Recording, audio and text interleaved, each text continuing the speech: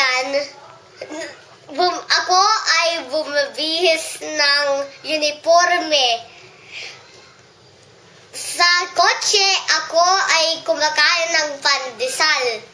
Ito ang ginagawa ko sa bahay bagong panggaling sa paaralan. Ako ay bumabasa ng aralin. At saka, ako ay kumakain ng merienda. At saka,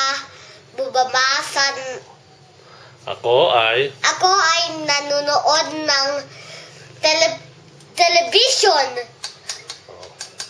Palagi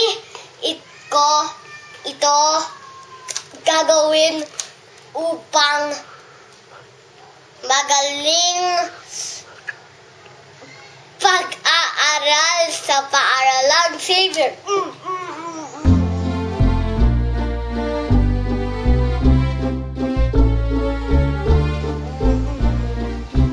Bye-bye. Love you.